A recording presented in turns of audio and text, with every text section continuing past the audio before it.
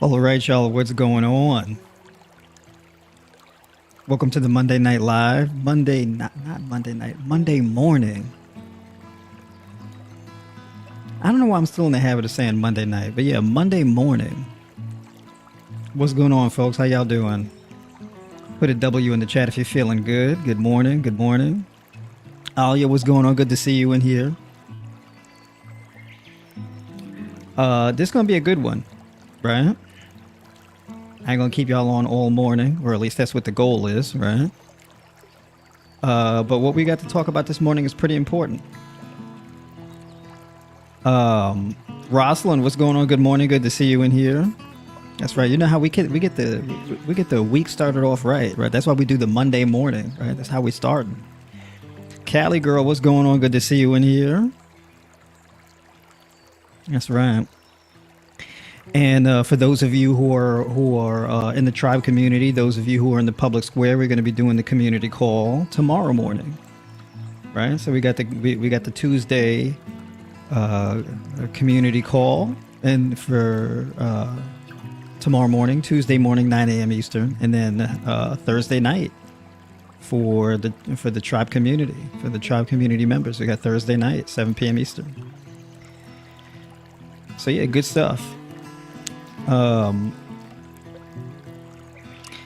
look at that, we are halfway through the month already, right? Halfway through the month. Happens quick. So we got in another 10 days, we got Christmas, right? And then we got that whole week of Christmas leading into New Year's. And then January, right? So we head right into 2026. Oof. Are y'all ready for 2026? Are y'all ready to go and get into another year? Y'all ready to close this year out? Gotta let me know what's going on with the family here.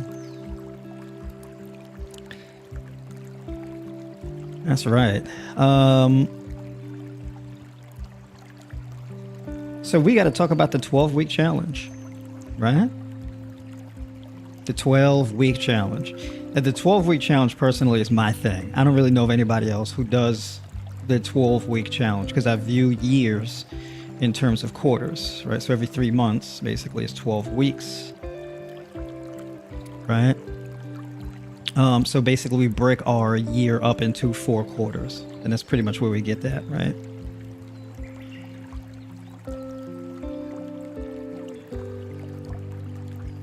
So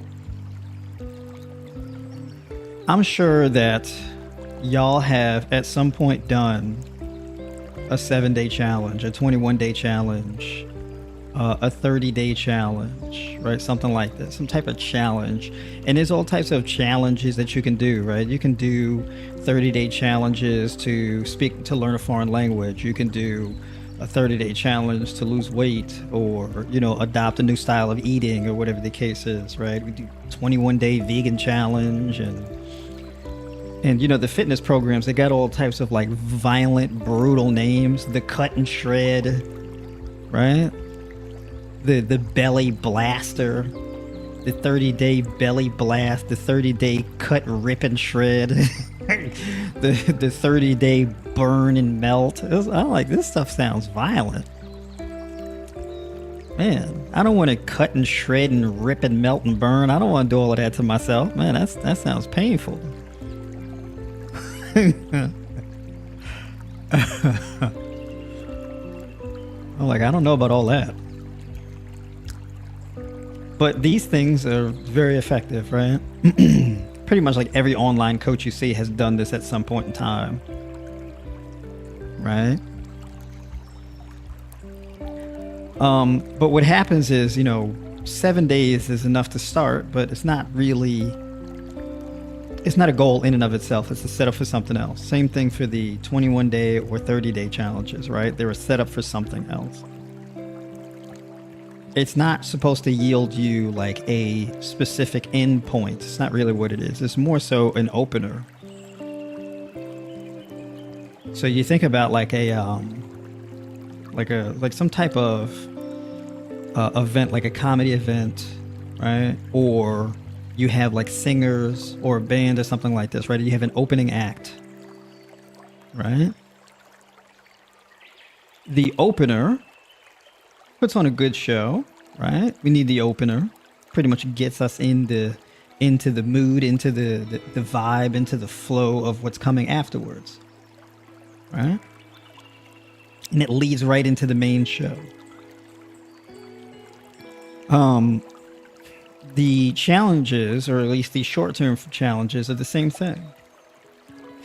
However, the sweet spot, though, and one of the most important lessons that I've learned, and this has yielded me the best results for my life, period, hands down, right? And I swear by this, is any strategy that you truly believe in and you're really going to execute that strategy, you run it for 12 weeks, right? 8 weeks minimum, but 12 weeks. The reason why I say weeks is because you don't have to wait until the beginning of a particular month to start doing it. It's just weeks, right? You just count the weeks. And weeks are easier to count, right? Especially if you're doing a plan more long term, right? If you say 3-month challenge, it's like, oh, 3-month challenge, that sounds long. But if you say 12-week challenge, it doesn't sound so bad. It's like in retail stores. They don't put the price tag at $100, right? It's like $99.99, right? they put, I don't know why, I don't know. It's just funny. Apparently there's a psychological thing behind that where it actually makes a difference. I don't know how much of a difference it makes anymore. But yeah, $99.99, right?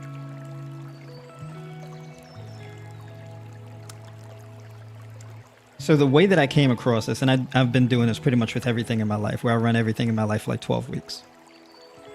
It's me how I do it. When I first started plant-based, right? This was before having a mostly raw diet. And so my first thing was, okay, I'm going to put my methodology together for this whole plant-based thing because it's really new for me. And I don't really know how to structure a plant-based diet. It's in the very beginning, right? And the idea was basically to put together a methodology where if you were to ask me to explain it, I could just give you like a very plain and simple layout in like a couple minutes.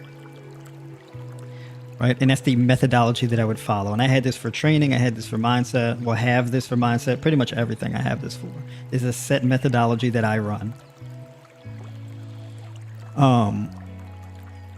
So the methodology that I came up with, that I first started my plant-based journey with and had any real meaningful success with, is a high-carb, whole food, plant-based diet. Right? That's the starting point. We dig down, we get more granular. It then becomes, when I say high carb, I mean that every day, at least 50% of your macros is carbohydrates, but upwards of 65% to even 70% of your macros is from carbohydrates. So generally speaking, the split would be where your dietary fat content would be in between 10 and 15%, averaging around 12%. And then protein would be the difference, right? So the protein was slightly above the 1 gram per kilogram of lean mass. So it was like around along the lines of like around a 1.2 to 1.4, right? So you start at this broad kind of whole food plant-based carbs, okay? So whole food, so whatever the food choices are, it's got to be whole foods. High carb. Well, how do you define high carb? Basically, where at least 50% is carbs, right? But more so along the lines of 65%, getting to that 65%, right? From what I remember, my dietary protein was in between 80 and 90 grams of protein per day, and my dietary fats were like around 45 grams. And then carbohydrates was the rest, right? I would eat between 18 and it was like 1,800 and 2,000 calories. So the sweet spot that I would usually average out at was like 1,900 calories. That was my methodology, right? For me personally, that's how I calculated things. So I calculated things in terms of percentages, and the percentages would correspond or correlate to grams per kilogram of lean mass. And that's how I came up with my macros, right? So that's how I did it. So that's the math behind it. So I can write a diet plan for a person, and no matter who the person was, I would follow that methodology, right? I had a particular set food list, right? So you have the 5 categories of a whole food plant-based diet, right? So fruits, vegetables, whole grains, legumes, nuts, and seeds, right? So those are the 5 categories. And then I guess an additional kind of a category would be fungi, like mushrooms, right? And that would be like a separate food category on its own. It wasn't essential to the diet plan, whereas the other 5 categories were essential to the diet plan. Right? So that was my whole thing.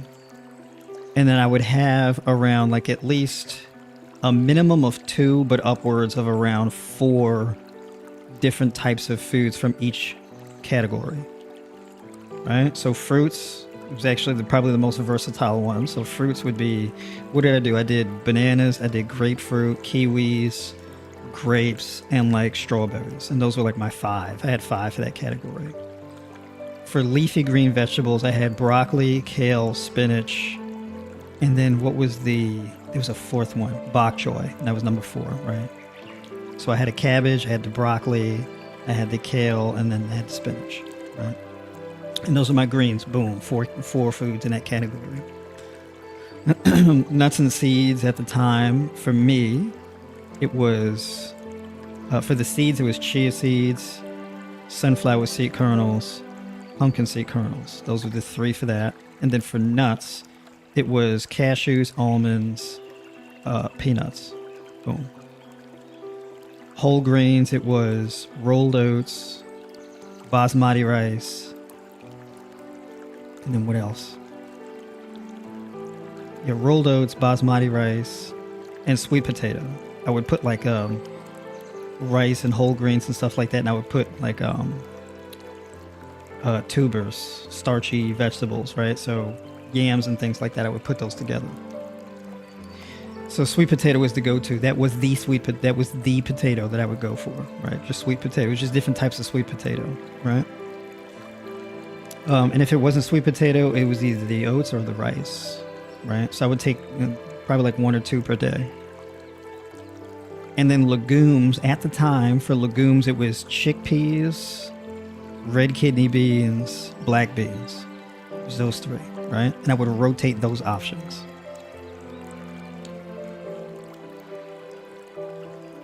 I had 3 different meal plan options that I would rotate throughout the week, every week.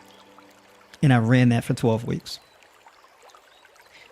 It yielded very results for me and the people who I did. And I had in the early days of Tribe by Noir, I had an early, like, private kind of beta test. This was before Tribe by Noir had a public launch.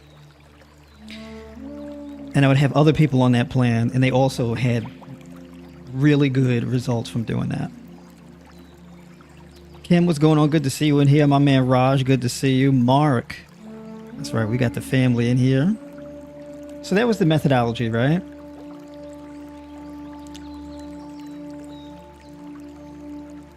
Then there was the timing aspect that I added in. And the timing aspect was more of like a philosophical thing at the time, right? And people referred to this as intermittent fasting. For me, it was a thing of like, well, you have set focuses in your day. And generally what you don't want to do is you don't want to have one thing that you spread your focus on throughout the entire day. Because you get burnt out if you do it. If you do that, right?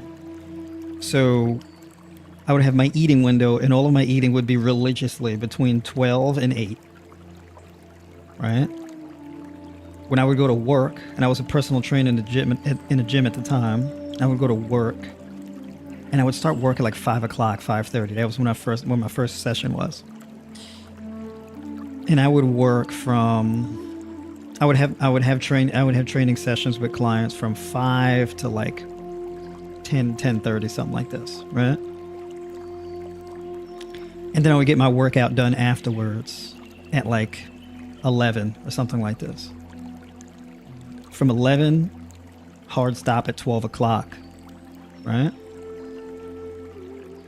If I could, if my last session, was at 10 o'clock and it finished at 11, so it was kind of tight the day was.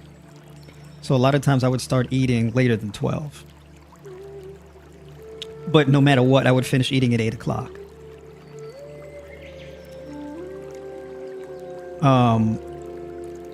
So I would do that and then walk home.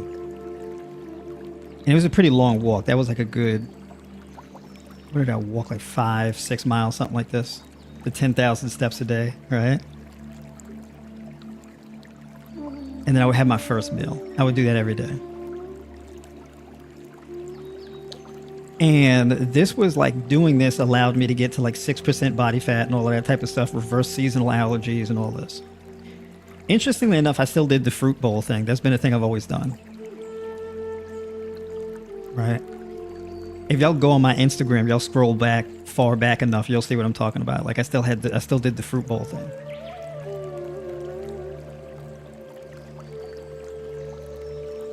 It worked so well for that 12 weeks. I kept running the 12 weeks. I kept doing it. So the diet plan and the eating window would fall into place. Boom. That covers the whole nutrition thing. I don't have a complicated grocery list because I just recycle the same foods. Right? Keep it simple.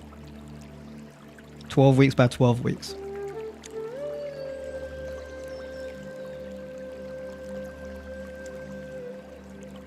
Then there was the training plan. And I gamified the training plan, right? With the training plan, one of the best things that I did, and this was at the time too, because I had I would also train from home sometimes too. This was more so I trained from home after I was no longer working at that gym. And I decided to, build out my own home gym. Got a Rogue barbell, bumper plates, kettlebell set, and all this. This was a resistance band thing. And I'd be working out in the yard. This is where I started really getting into training outdoors and doing my training outdoors. If you go on like my Instagram or like old YouTube channels, I even did like a video of me like when I first got the barbell and all of that type of stuff with the whole set. This is back in the day. Oh, this is so long ago. That video did numbers too. I ain't gonna lie. So I would train outside with the barbell, the kettlebells, and all of that type of stuff. And I would train where I would do, I would train with these rep goals. So basically, the rep range would be in between 10 and 20 reps, 4 sets per exercise. This is when I used to do more than one set. I would do 4 sets per exercise. And I would use a weight that I can get at least 20 reps with, right? With the rep goal for the first set was 20 reps. But I wouldn't use a weight that I was unable to get at least 10 reps with. So I would keep gradually stepping up the weight by 5% throughout the 4 sets. And I would do as many reps as possible until I hit 20. I wouldn't go past 20. Right? Got really good results doing that. And I had ran that. It worked so well, I ran it for like a year. Right? And I remember I did this with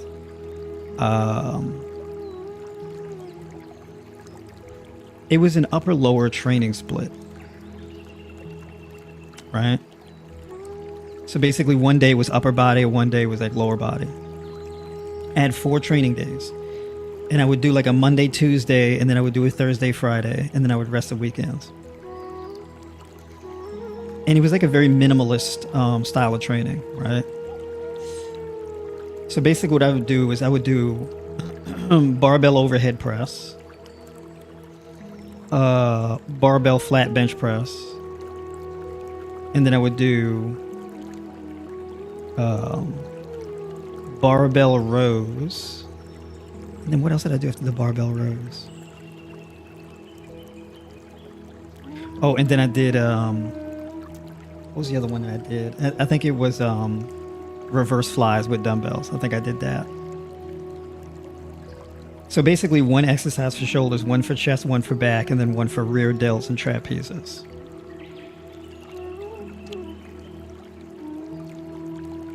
And it would just be 4 exercises, 4 sets for each exercise, 10 to 20 rep range. So basically the training plan was geared towards like reaching mechanical failure within the set. Right. So still had that. I still have used that principle today. It's just that I don't do 4 sets. Not even close. I do much less training volume now. But and then for lower body, it was barbell conventional deadlift, barbell back squat, and then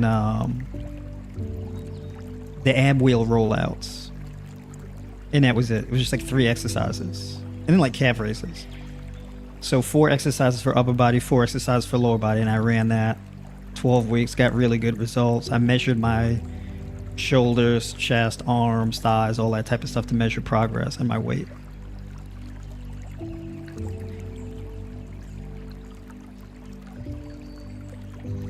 A lot of the principles that I used then and I still use today, just a bit more streamlined. So it's a bit more of a simplified kind of thing. So that was the training routine: upper lower split, minimal exercises, right? Not too many complications. You don't want to be doing too many exercises. The simpler, the better. So I would take, and I would only run like 4 different movements.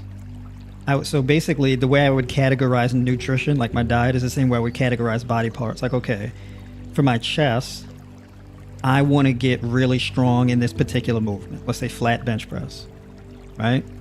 So I would just do flat bench press and just really drive that to be able to lift as much weight as possible within that rep range.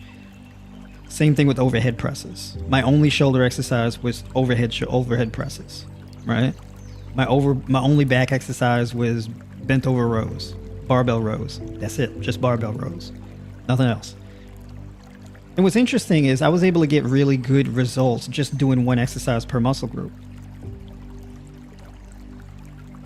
right? Deadlift, same thing. Back squat, same thing.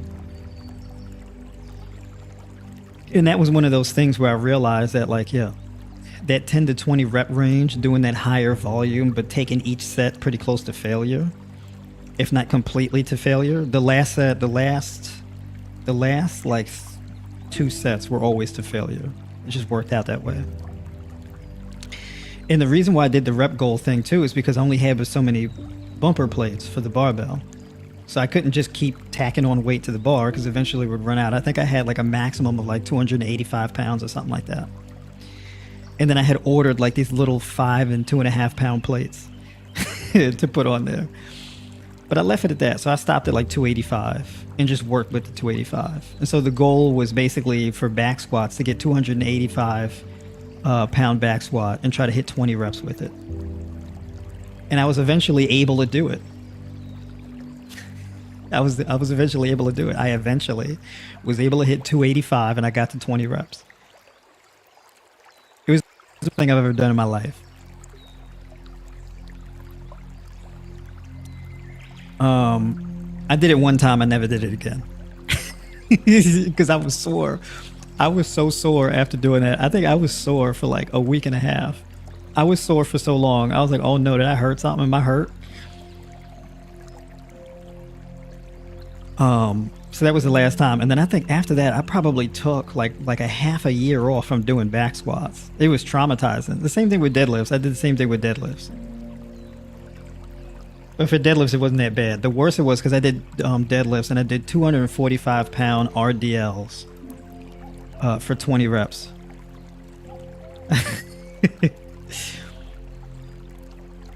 And I did it once. I never did it again. I said, even till this day, I'm like, I'm not doing that. I never did it again.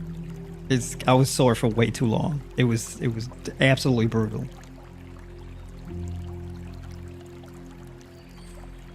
It changed my life forever. I'm like, nah, I'm not doing that again. But I did it, 12-week challenge. And it got me to 6% body fat.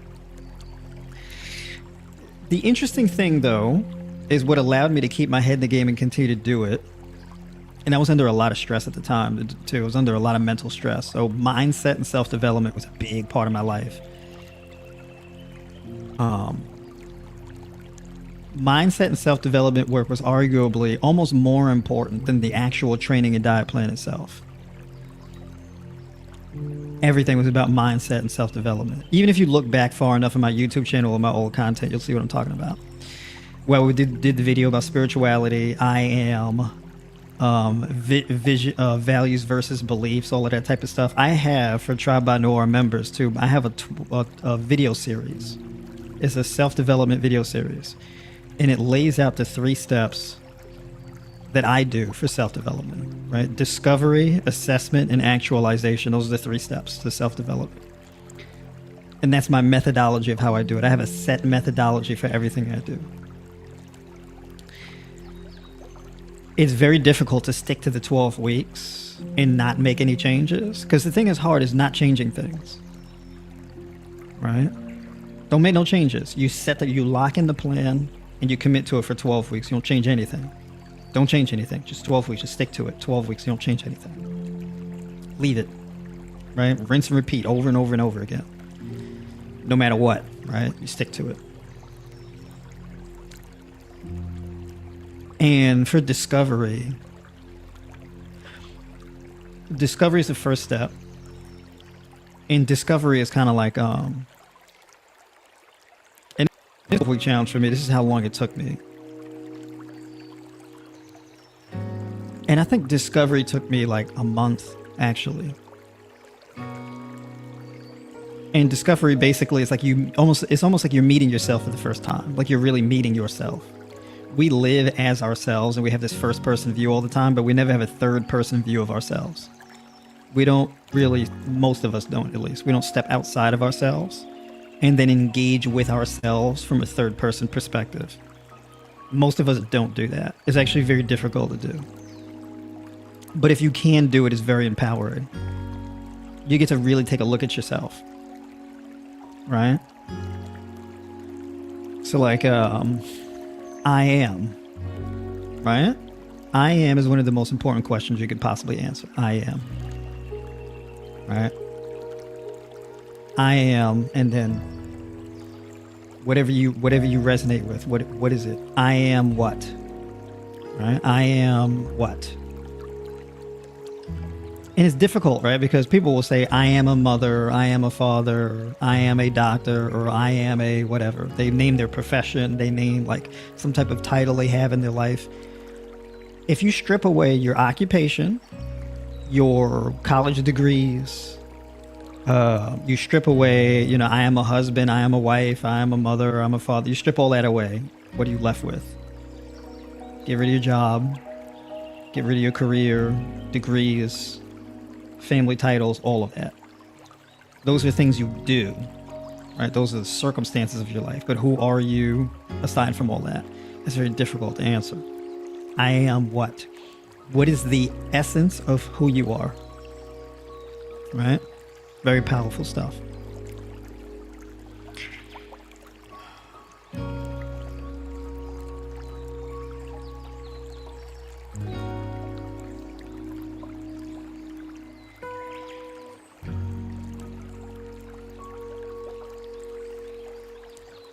Matter of fact, no, I'm sorry. Now I'm remembering correctly. I did not squat 285 for 20 reps. That's not true. I'm like, hold on, wait a minute. Did I get that right? No, it's 10 to 20. I hit 285 for 10 reps. Excuse me. I had to issue that correction because I'm like, hold on, wait a minute. I don't think that's not what I did. No. I'm over here lying. That'd be insane. No, 285 for 10 reps. That's what I got to. But yeah, so anyways, the whole I am thing. And then you go from that to values versus bullet. Well, no, not values. Come later. It's identity and experiences. Or identity versus experiences, right? So like, if you had to write down what your identity was, what you identify as, what would that be? Right? And then you look at your experiences and you say, how have your experiences shaped your identity? Right? And then you pick and choose. Well, you said, yeah, much better. Yeah. I'm like 285 for 20. I'm like, did I do 25 for 20? It wasn't 285 for 20. But yeah, so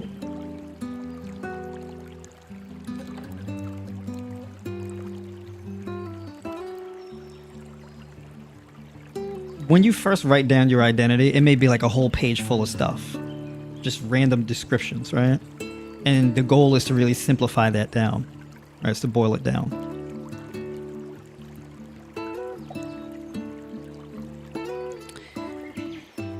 Then there is values versus beliefs.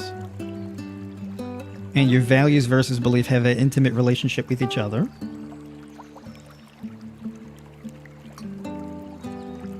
Because your values are like your principles. These are like your rules that you live by. And then your beliefs are what you believe about yourself, what do you believe about the others, what do you believe about what happens in the world, right? This type of thing. And for a lot of us, we can have our values conflict with our beliefs, right? So for example, let's say you value generosity, right? You value generosity. And so you want to give and help others and all that, right? You want to do good in the world. You want to leave the world better than you found it. Well, how does that line up with your beliefs? Or your beliefs about people? What if you believe that people are selfish and they'll just take advantage of your generosity? Well, now it makes it very difficult to be generous. It's not that it can't be done, but it's a little tedious because now your value is generosity, but that opens you up to bad things happen to you because of people taking advantage of you and just keep taking from you. So if your value is generosity, but you believe that there's negative consequences, very deep, long-lasting negative consequences of expressing in and engaging in that generosity, well, now there's a major conflict there. You got to resolve that conflict. So you either have to change the belief that you have about people, or you have to change the way that you engage in generosity. It would probably be a mix of both, right? But in any case, going through these steps, and you come up with your rules. So like for me, I have set values. I have a tree of values. So there's one key value at the top, and then you have all these other values that branch out from there. That's me. So I have like a very intricate set of values, and there's a hierarchy to those values, right? So my number one value that sits at the top is well-being, right? That's the number one value. And so basically for me, the goal is the pursuit of expanding well-being. So whatever decision I make or whatever goal I pursue is the expansion of well-being, right? Not my own personal well-being, well-being broadly. And that's a very important distinction to make. And the reason why is because if I maximize my well-being at the expense of other people's well-being, then I'm not expanding well-being. I'm just shifting well-being to myself. You're not expanding it. You're reorienting it. Right? So for example, if I have $50 and somebody else has $50 and I say, well, I want to expand my personal wealth to $100. So I take their $50 and now I have $100. I didn't expand wealth. I just expanded my own wealth by shifting their wealth to me. I didn't expand anything. It's still $100. The only difference is not split between the two of us. So for me, I want to expand it for me and everyone else in my sphere, right? So I want to do both. That's the goal. So I can't operate and expand my well-being at the expense of others because I'm not expanding it at that point. Being plant-based, being vegan, and being plant-based and vegan are kind of two different things because vegan is an ethical position. It's not a diet. It's an ethical system, right? It's like an ethical principle. So when I pursue well-being, well, veganism fits into well-being, right? For me, I'm a coach full-time. Most of the work that I do is actually free. And I do that because that falls in line with expanding well-being, right? There's other things that run downstream of well-being. So for example, freedom, right? Freedom is also a big value of mine. It's not the top line value because freedom can cut against you. It can work in your benefit and it can work against you as well. It can be to your detriment because you're free to do what and you're free from what, right? So you have these positives and negative freedoms.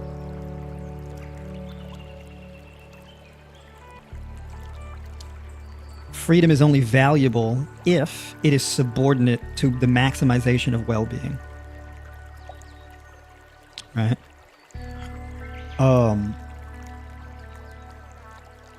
And so within that,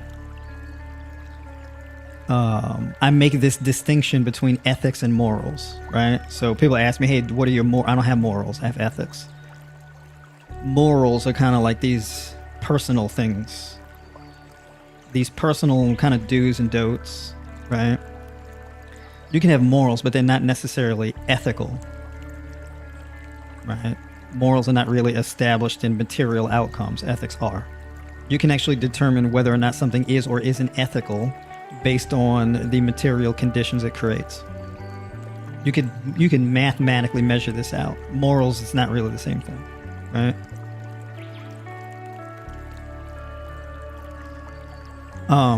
So you can say it is immoral to be gay. You can say it's immoral, but you can't say it's unethical because you'd have to demonstrate the material conditions that it creates that is a net negative in order to say that it's unethical. You would have to demonstrate harm, right? So that's how I differentiate between the two. But anyways, I don't want to get all off on the self-development thing. That could be for another stream, right? But 12 weeks. So there's all of these different steps in discovery, assessment, and actualization. And it took me 12 weeks to really flesh that out, where I can have like a solid methodology and results that come out of that 3-step process. So now I have the 12-week challenge for the self-development. I have the 12-week challenge for nutrition, right? And then I have the 12-week challenge for training. It's these 3 things, and these 3 things are the 3 legs of Tribe by Noir. These are the 3 pillars of Tribe by Noir, right?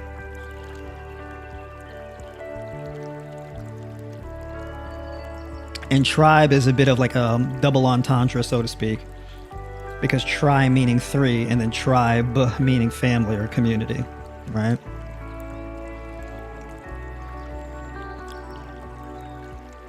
And then by Noir because I made it, right? Or organized it, I should say. So in your personal life, you can look at like, well, what are my goals? What are my biggest interests? What are my biggest struggles in life? And then you can pull together a methodology that you can then apply a 12-week challenge to. And so the thing is that in your pretty much every core of your life should have a 12-week challenge that has like a solid methodology, right? If you live your life like that, 12 weeks by 12 weeks, you can get these amazing compound results that significantly change your life, right? That's the 12-week challenge.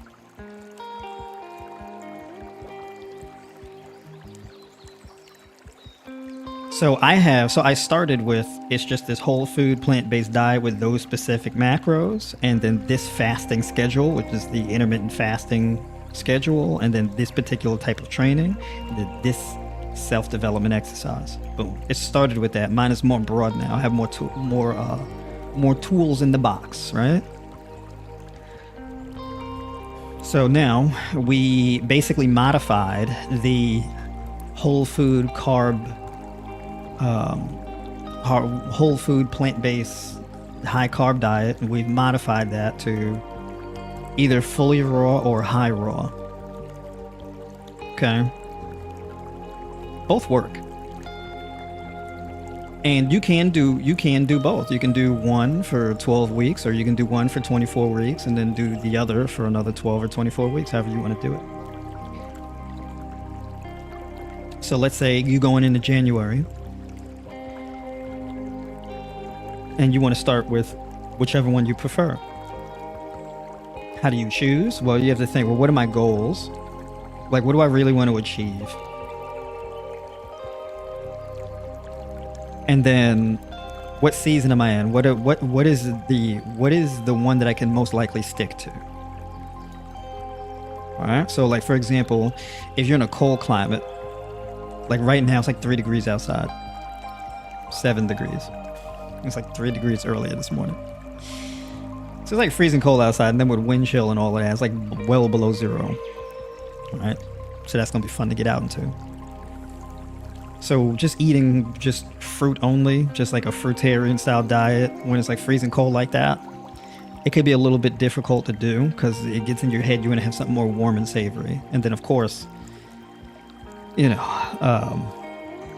may be a little bit difficult to get the fruits in order to be able to, sustain it and be consistent with it.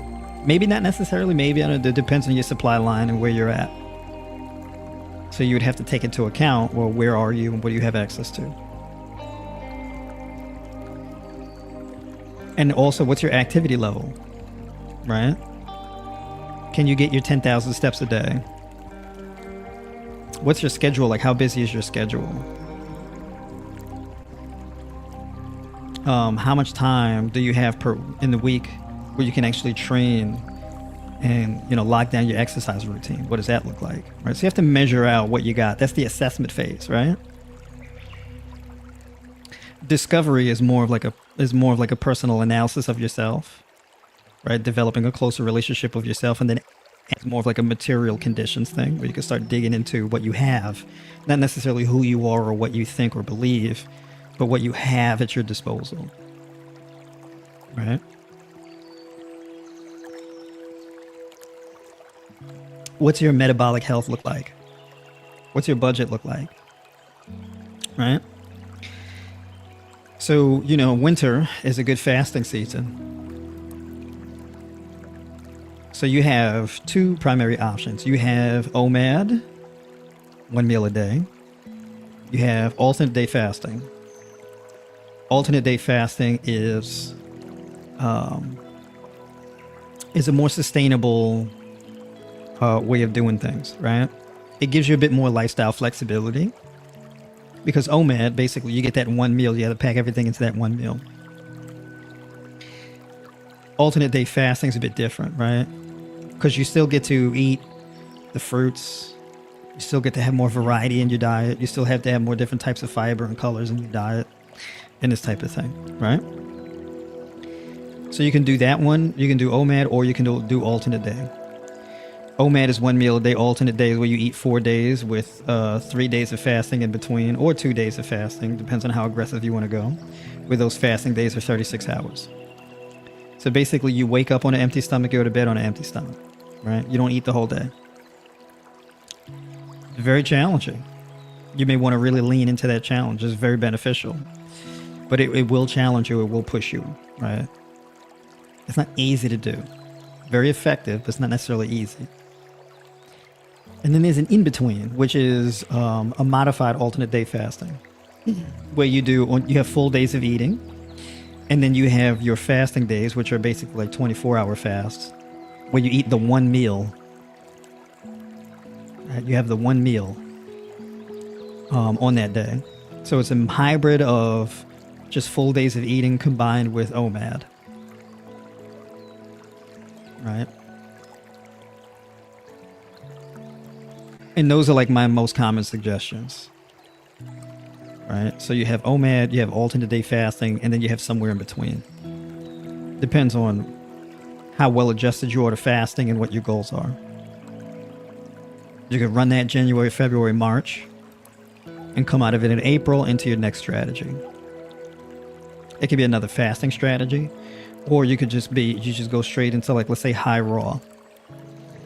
And your high raw strategy is basically fruit all day until your last meal, which is where you get more of like your cooked foods, right? So you wake up in the morning, you have your several pounds of melon, honeydew, cantaloupe, watermelon, whatever the case is, right? 2-3 pounds of that. So for some people, even 4 pounds of melon. Next meal after that, it could be 16 ounces of grapes, 16 ounces of citrus fruits like grapefruit, tangerines, that type of thing. Next meal after that could be a mix of pineapple, papaya, and mangoes with chia seeds mixed in, right? And you can get like a good 2 pounds of that, right? Just a variety of your yellow and orange fruits. You can even throw some cantaloupe in there. Right, so it's going to be an orange and golden bag of fruit, right, with chia seeds and whatnot in there. And that could be like your third meal, right? And then your fourth meal basically could be like, red lentils and quinoa or kasha, and like, your leafy green vegetables and garlic and onions and peppers and all that good stuff, right, for that final meal of the day. And that is like still maintaining that high carb, because I still maintain the whole high carb thing where like at least 50% of your macros is carbs and then the rest is fats and proteins. So 50% to 65% carbs. Protein is like around 10 to 16%, more so along the lines of 10%. And that's like a good high raw style of eating, right? And you can even do mono fruit meals. So basically, one meal could be like 2 pounds of bananas. Another one could be like 4 pounds of mango. Not mango, just like melons and things like that. You just eat fruits throughout the day, fruit feasting, and then your one savory meal at the end of the day.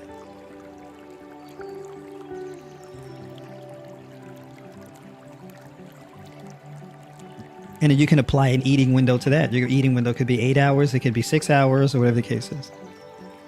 All right? And then as the weather gets warmer, you can eat more, kind of expand your diet. You have more options, right? But then your exercise and your activity level increases as the weather gets warmer.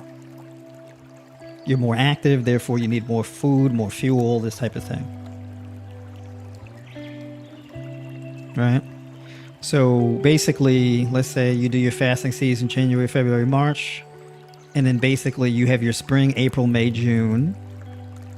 And then June, basically that's going to be, you know, your summer, where you're hitting like those peak temperatures. And that's going to be like your fruitarian season. Right? So you may want to do like fully raw June, July, August. Well, actually, yeah, because if you do, so it would be July, August, September, something like that. Because you have January, February, March, and then the next quarter is June, January, February, March, and then April, May, June, and then the one after that is July, August, September, right? Which would be like your summer months. June is a bit of a summer month too, though, so you may want to cut into your quarter 2 strategy if you want to do the fruitarian route. But the thing is that if you could do the high raw fruitarian, so you're still getting in all your fruits and all that type of stuff, and then at third quarter you could just go fully raw fruitarian, right? You can start juicing, right? Salads, sprouts, sprouted quinoa, sprouted mung beans, sprouted lentils, right? All your fruits, big old mangoes, watermelons, soursop, and all of that type of stuff if you can get it where you are.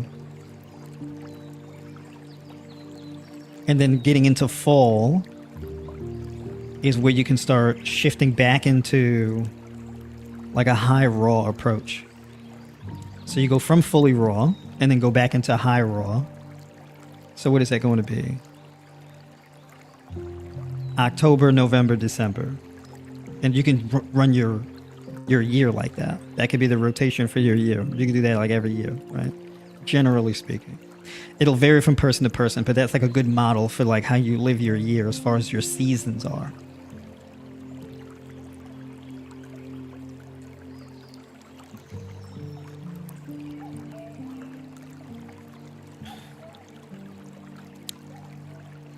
All in 12-week challenges. Same thing would apply to your training, right? So in your training, you pick which exercises you want to get really good at doing or what skills you want to build. It could be boxing. It could be long distance running. It could be mountain climbing. It could just be you want to build certain muscle groups. You want to do powerlifting or whatever the case. It doesn't really matter. But you pick like a specific goal and then you apply a 12-week challenge to it. And your training routine should be narrowed to that. Right? In your training, generally speaking, you don't want to try to do everything at one time. Right? You don't want to like necessarily, I want to play basketball, football, and I want to do mountain climbing and long distance bike riding and bodybuilding at the same time. So no. You could pick 2. Ideally, you'd pick 1, but you could pick 2. Any more than 2, you're going to start eating into your progress with your primary goals. So the thing about the 12-week challenge is it has to be narrowly tailored for a set amount of time. That's how you get the most effectiveness out of it. You don't want it to be too broad. It has to be narrow. So think like minimalistic approach. If you have too many options, it's too much. You have to make too many decisions in your day. And that's the thing that messes us up a lot. If we have too many options, we have to make too many decisions. Right? Like for me, y'all notice, y'all watch me all the time, and y'all see me, I rotate like the same like 4 shirts. Right? I do the same thing with pants. I do the same thing with my hats. Right? And I'll just rotate them. I don't have much clothes. I don't really have many things in general. I don't have many possessions. Right? Even like with this necklace, I have like 2. I don't have many things. I'm a pretty minimalistic person. And the beauty in that is I don't have to make as many decisions. I don't have to put much thought into, oh, what am I going to wear? It's not many options. It's either this or that, right? I have a few things that I really like, and I stick to those things. It's like maybe 3 different things I really like. So like I have like what 3 different types of shirts that have sleeves. I say they have sleeves, right? So one was like the buttons. So I got like a bunch of these shirts with the 3 buttons. Then I have ones that's like crew neck, long sleeves. And then I have one that's like, it's kind of the same thing, long sleeves, but with a hood. Those are the 3 shirts I rotate. Even like with tank tops, all of my tank tops, it's literally the same style of tank top. It's just one thing. My pants is pretty much the same cut, just different types of material. I have pants that you wear a belt with and pants that you don't. I have one type of sneakers and one type of shoe, which is like boots. And then I have like a casual dress shoe. That's it. 3 different types of shoes. Not many. Right? So I have to make less decisions. And it's the beauty of having a 12-week plan. All of your decisions are made up front. When you're running that 12-week challenge, it's the same things on repeat for 12 weeks. So you don't really have to make many decisions because you've already decided at the beginning of the 12-week challenge. It's not really much you got to make up your mind about. The only thing you have to do is just make up your mind to continue. That's it.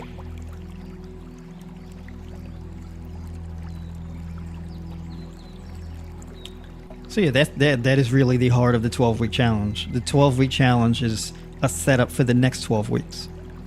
Because they compound and you rotate them and they build up. Right? So for me, like when you see hats like this, you think of me. When you think of this type of shirt, you think of me. When you see this kind of necklace, you think, because it's all the time. If you watch my stuff, it's all the time. There's this continuity. Certain type of music, certain types of sounds, like you hear the water in the background. There's certain things. It's just my thing for years. It's just continuity. You always know what you're getting. It's this consistency. It's not a whole lot of change that happens. That continuity is really important because it's integral to who we are as people. If we keep changing things, it's very difficult to hold on to your identity as a person. You keep changing things. Change is good, but too much is chaotic. Too much change it breeds conflict. Right? This is why we have to have seasons. We know what to expect day to day. Right? You don't want it to be like today's 20 degrees, tomorrow's 70 degrees, and the day after that is 40 degrees, and the day after that is 90 degrees. It's just all over the place, back and forth. It's too much.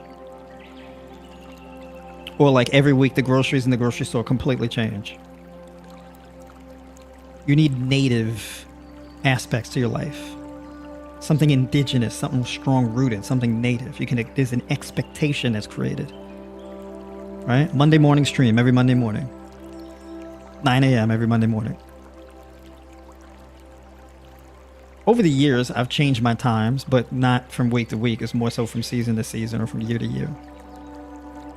There's been years in my life where it's been like all year. It's the same time all year. Same schedule all year. Right? There's a continuity there. Even with these glasses, I've had these glasses since like my early 20s. I haven't gotten new glasses. Same glasses, same lenses, everything. Same thing in my early 20s.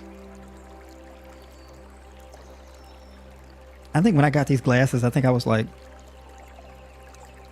24 maybe, 23, something like this.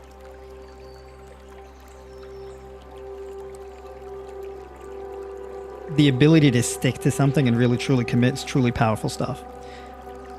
And those 12-week challenges and living your life in that kind of way is a massive game changer.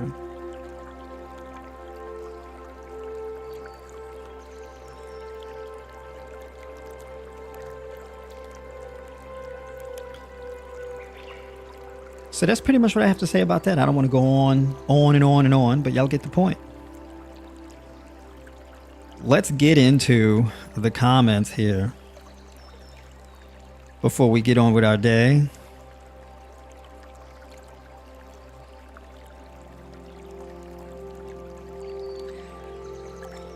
Justin Weber. Hey man, catching you live is a good sight. I've been seeing a lot about the raw vegan diet and wondering if it's worth switching to from a whole food vegan diet I've been doing for 7 years. It definitely could be worth it, but I'm biased. It depends on what type of changes you're looking for, right? What are your expectations? What is your, if you were to make the switch, what would be your reasons why you would do it? 7 years whole food, no issues, and wondering going raw would be a drastic change and improved health. Would it be a drastic change? It could be. It depends on what your kind of health is, right? I think so. The thing is that a raw diet, or at least a high raw diet, is not that different. It's easier to do because there's less cooking. If you're fully raw, then no cooking. It's the most simple thing you possibly do.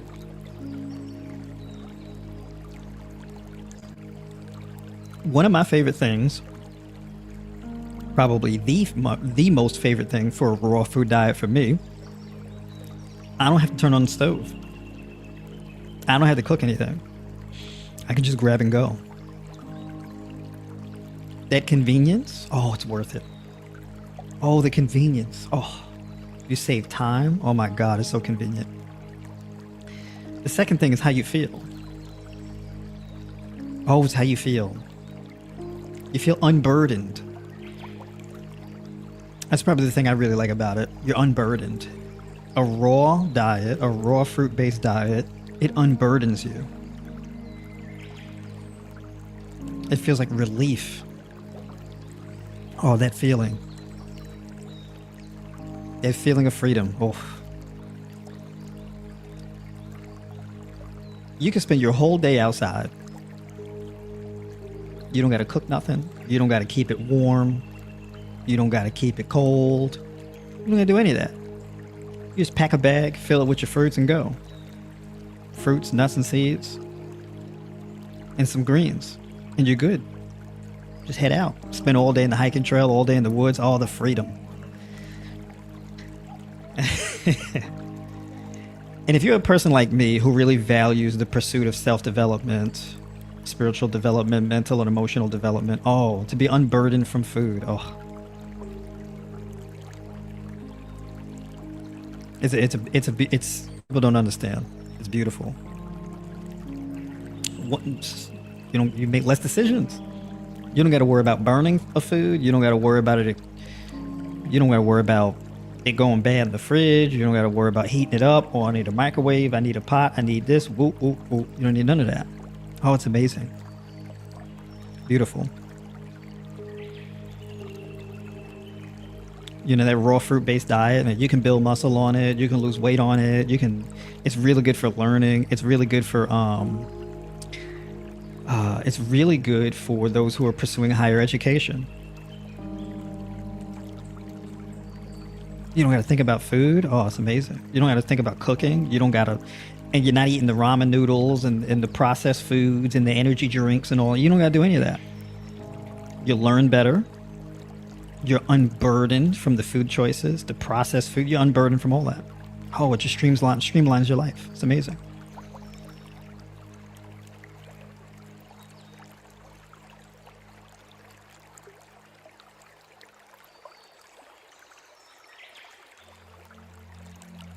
Is it, I agree, sticking to the plan can be challenging. That's what I'm trying to overcome now.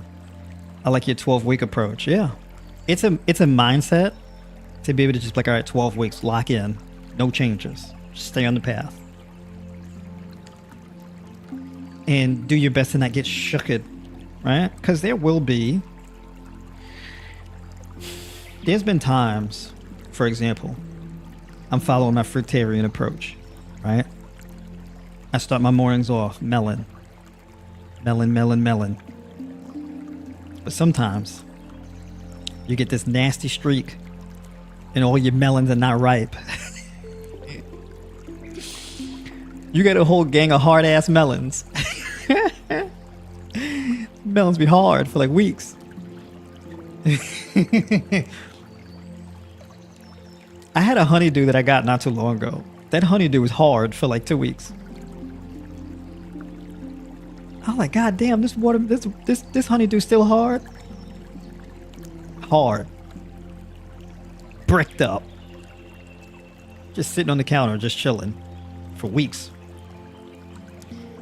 So you had to improvise. That's happened to me. Bananas, right? You eat like 2 pounds of bananas a day. So this is basically 8 bananas and all this. 10 bananas a day. And you go to the store, you get a gang of bananas. You look crazy in the grocery store with all these bananas, right? You check out at the cash register. It's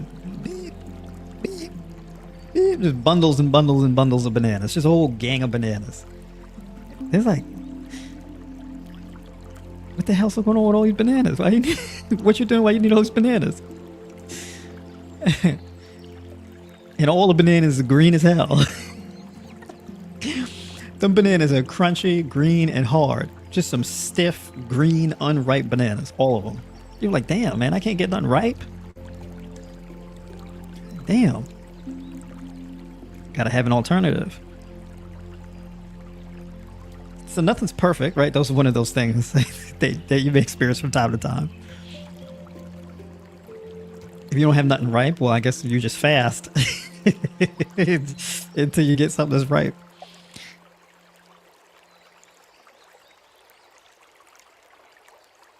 You can make the argument, that people eat junk food all their life and live till 90 plus. Hence why I think this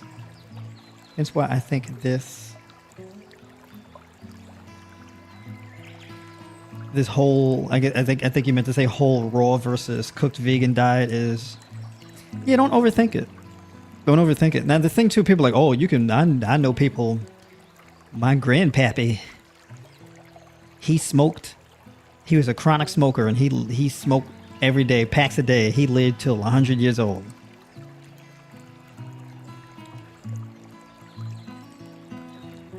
And the conclusion is, I'm not about to start smoking cigarettes. So I don't know what that means. Now, if you want to say, oh, well, it doesn't matter what you eat. Well, you're going to need more than one person's story. Like, you can live to 100 and be a chronic smoker. What your lungs look like? Do you have difficulty breathing? How are your kidneys? Do you experience chronic pain from day to day? Are you able to walk? How do your hands feel? Do you have brain fog? How's your memory?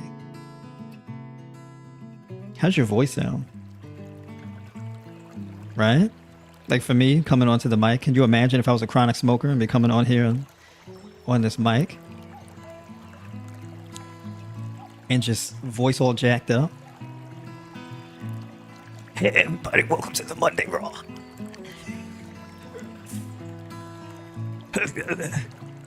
Be sounding crazy. They were like, man, he has a lot of good information, but goddamn, I can't. Man, you have a voice for writing.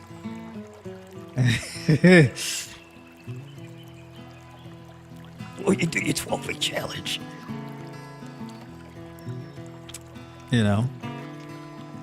So yeah, quality of life. Like I said, well-being. I don't just want to simply just live a long time. That's not the goal. Yeah, I'm all about quality, well-being. You could live like 100 years old and just be in debilitating pain every day, all the time, just arthritis all over the place, blurry vision, all this, right? Just in bad shape, but you live for a real long time. So that means you're just suffering for a longer period of time. It happens, it's a part of life as a human being, I guess, but my goal is not to just simply live a long time. That's not really my goal, right?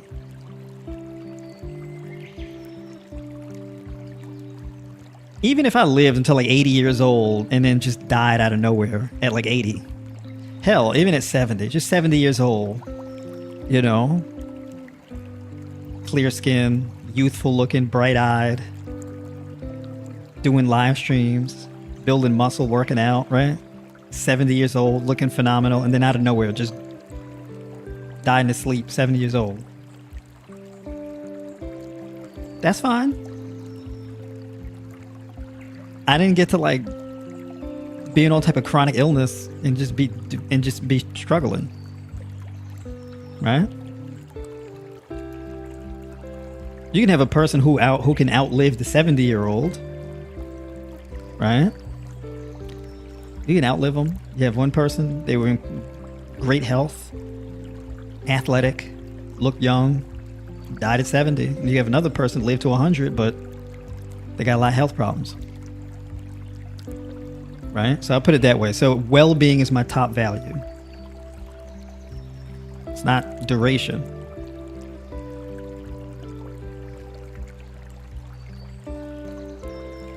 So yeah, that would be my that'd be my thing with that.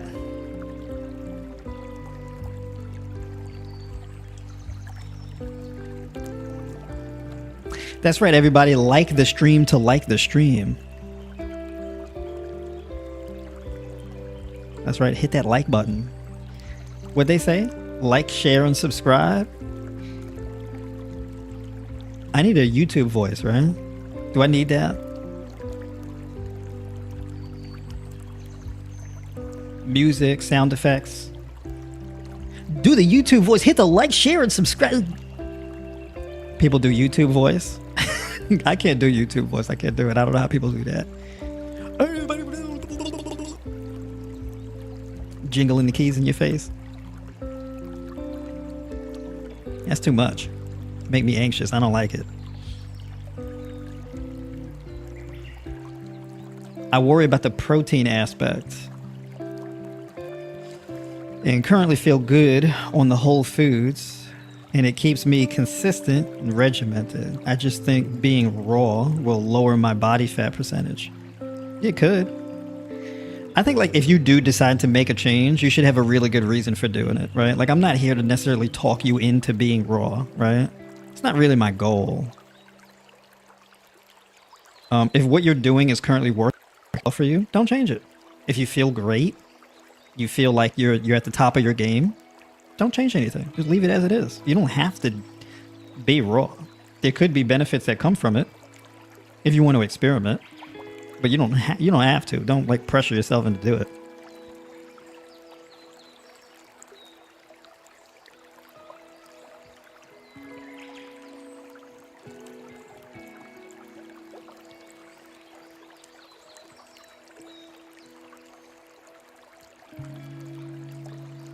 How does one eat all that fruit with insulin resistance and elevated A1C? Non-diabetic perimenopause. Yeah, so basically so the thing about fruit basically gives you like a higher level of fat metabolism, improved insulin sensitivity and all that. Because it's a stress reduction food. That's why it works very well, right? It reduces stress hormone in your body. It improves insulin sensitivity in the brain and the skeletal muscle tissue. And it hydrates your body and provides your body with an abundance of vitamins in particular. Very high source of B vitamins, vitamin A, vitamin C, copper, things like that. So improving oxygen saturation in your blood and all that. So basically it's a good detoxification and anti-stress food. So you just get all of these other like major benefits as a result. Higher libido, better blood flow, better kidney health, liver function, all this type of stuff, right? So that's why it's an anti-stress food. And then a fruit-based diet allows you to adequately leverage insulin in order to do things like build muscle, right? So it's really good for that.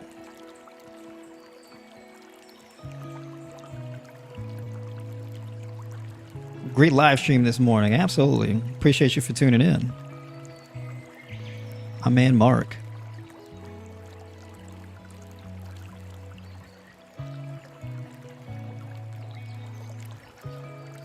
What's your thoughts on organic fruits and vegetables? Do you buy all organic? I don't necessarily buy everything all organic. I mean, the things that I primarily prioritize getting organic are the things where I eat the skin. So I'll get like leafy green vegetables organic. I'll get grapes, berries, things like that organic, right? But the things that I don't eat, like the hull or the peel, I don't prioritize getting those things organic. I would prefer to get everything organic, but you know, with the budget and all of that, right? Sometimes it doesn't make practical sense as far as the budget's concerned.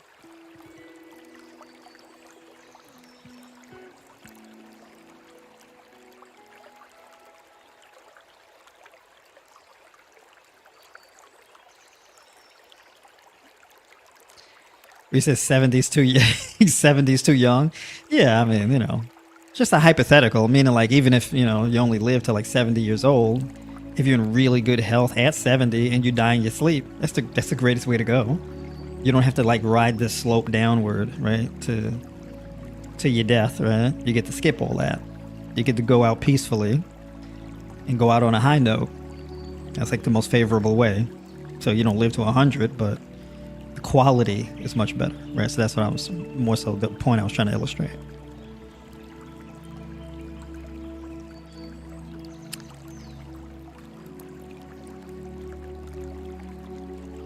Yeah, so y'all gotta listen to Kim. Kim said like, share, and subscribe. That's right. In our favorite YouTube voice. In our Mr. Beast YouTube voice. Does Mr. Beast have YouTube voice? Does he do that? I don't know. I don't remember. I can't recall what his voice sounds like. If y'all need to book a call with me, right? I do coaching calls, consultation calls all week. Hit the link in the description of this video to book a call with me. Or you hit that link to become a community member. There is a free version or a free membership as well as a paid membership. All right. For those of you who decide to join in on the free level in the public square, we'll be meeting back tomorrow, Tuesday morning at 9 a.m. Eastern. That goes for the tribe community members and the public square. Except the tribe community members, they get all the courses like that self-development video series that I mentioned earlier, as well as my high raw vegan nutrition guide, my Tribe Flex training plan, and all of the exclusive live streams and pre-recorded videos and tutorials. And then the Tribe by Noir members, we have the Thursday night group coaching call at 7 p.m. Eastern. All right, so get in where you fit in. Hit the link in the description to get started. What's your thought on smoothies? Technically unnatural. Does your body absorb it properly? Or it's kind of bloated after?